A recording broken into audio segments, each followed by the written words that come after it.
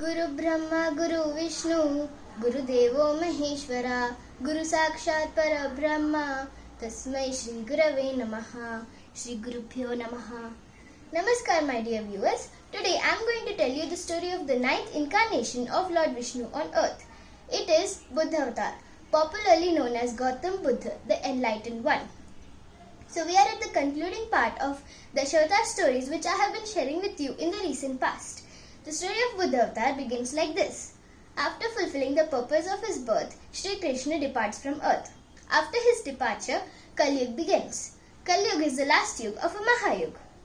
With the onset of this yuga, Hinduism lost its purity. The authorities of Vedas was being questioned. The true devotion of God was replaced by unnecessary and meaningless rituals which led to exploitation and oppression of human beings in the name of caste system. During this dark period of injustice on earth, there was a kingdom named Kapilvastu, which was ruled by the Shakya dynasty king Shuddhodhan. He had two wives, Queen Maya Devi and Queen Prajapati. They both were sisters. The king did not have a child for a long time. But later, Queen Maya Devi gave birth to a child in Lumbini on her way to her parental home under a sal tree. The child was lustrous as a full moon. He was named Siddharth, but after 7 days of his birth, Queen Maya Devi died. So he was brought up by Queen Prajapati, the sister of Maya Devi and the second wife of King Shuddhodhan.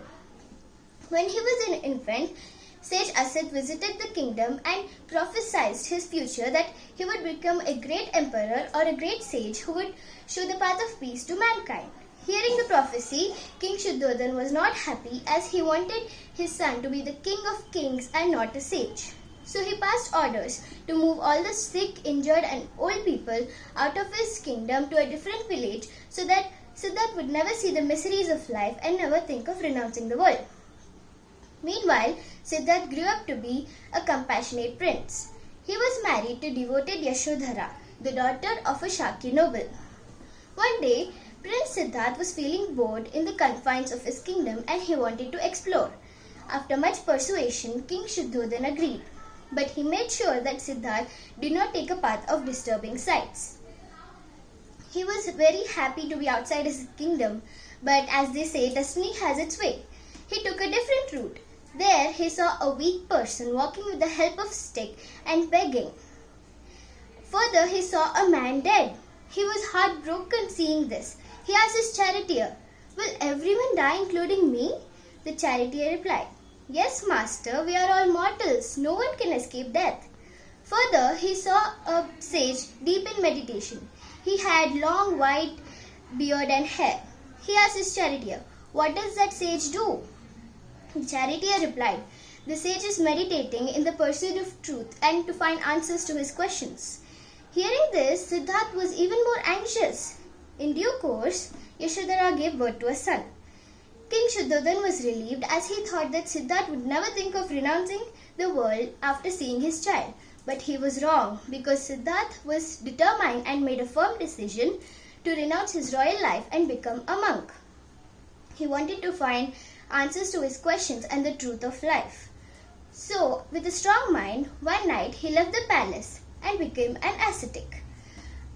After many years of bitter struggle and efforts, he finally perceived truth as he sat down to meditate under a Bodhi tree. Now, Prince Siddharth was Buddha, the Enlightened One.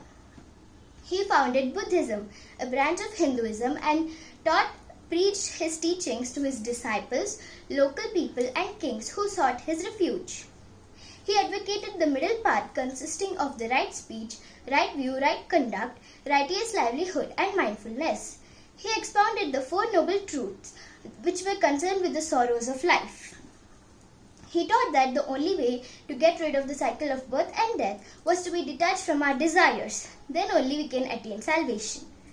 At the age of 80, he attained the Mahanirvana.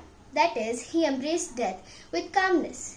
In today's world, there are many people who follow Buddhism and many other people irrespective of their caste and religion.